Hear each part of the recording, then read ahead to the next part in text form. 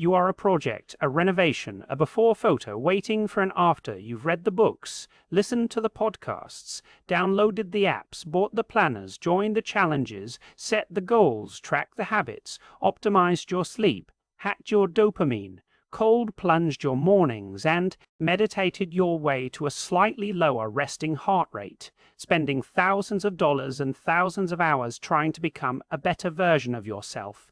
And here's the paradox that will make you want to throw your journal into a lake. The more you try to improve yourself, the more broken you feel. Because the self-improvement industry doesn't sell solutions, it sells the feeling that you are not enough, and then sells you the temporary relief of effort, an $11 billion machine that runs on your insufficiency. The data is blunt. People who engage in frequent self-improvement goal setting, habit tracking, productivity systems, affirmations report significantly higher anxiety and self-criticism than those who don't. Not because improvement is bad, but because it turns your attention to your flaws. And the more attention you pay to your flaws, the larger they appear. So you're not fixing yourself, you're magnifying your perceived inadequacy under a microscope you paid for. The neuroscience is cruel. Your brain's default mode network, the part that generates your sense of self, is highly suggestible. And when you constantly tell it, "I need to be better," it updates its model to "I am currently insufficient," making that your baseline. So even when you improve, lose the time, wait, get the promotion, wake up earlier, you still feel insufficient because the insufficiency was never about the weight or the job. It was about the habit of scanning for what's wrong. And that habit doesn't vanish when you fix one thing. It just finds a new thing to scan for. The American twist is that we've turned self-improvement into self-punishment disguised as self-love. We wake at 5 not because we want to, but because we're afraid of being lazy. We track calories not from curiosity, but from shame. We read productivity books not from excitement, but from feeling. Behind the motivation is fear, and fear-based improvement is a treadmill that only accelerates. And the Puritans believed in constant self-examination to root out sin. We've just replaced sin with suboptimal performance, but kept the exact same psychology. You are never good enough, and the only path to acceptance is to never stop working, which isn't self-improvement, it's self-surveillance with a subscription fee. Now here's the reversal that only fully settles the second time you let it in.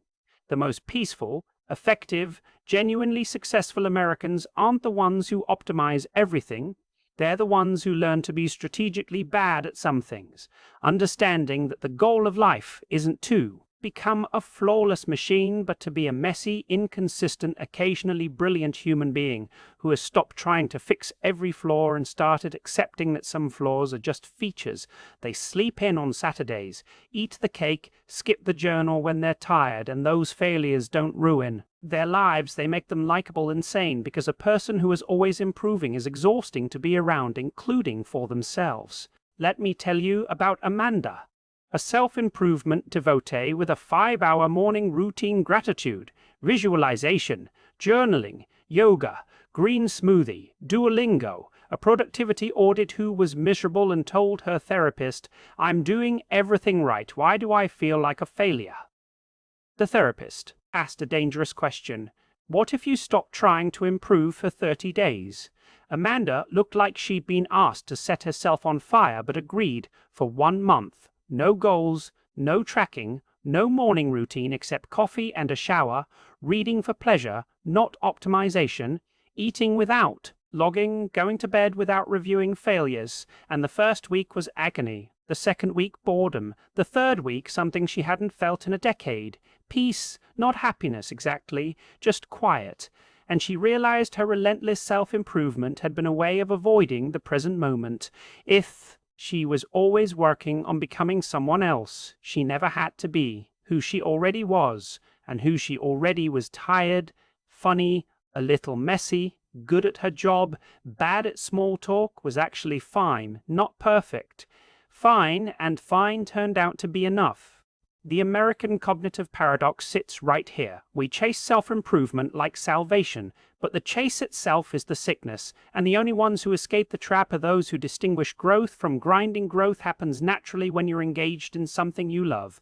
Grinding is what You do when you're trying to earn the right to exist. One leads to life, the other to burnout. Right now, your brain wants to argue that your self-improvement is different. You're not obsessed. You just want to be better. But ask yourself when you last did something just for fun, with no goal, no tracking, no improvement agenda, when you last rested without guilt, when you last looked in the mirror and said, "You're okay as is." And if those answers hurt, your self-improvement isn't a ladder, it's a leash. The question from the beginning, why do we spend billions trying to fix ourselves yet feel more broken than ever, has an answer that only a second viewing fully unpacks. You were never broken. You were sold a story that you were broken so someone could sell you a solution. And the only true self-improvement is learning to see that the self you're trying to improve was already enough. So if something just exhaled, if the impulse sparked to send this to the person with the elaborate morning routine who still seems exhausted, that's not about me. It's the recognition that optimization might be a cage, and sharing it is the first unoptimized, unmeasured, truly human act you've taken all week. Now go do something unproductive, unoptimized, and unmeasured, just because it feels good. That's an order.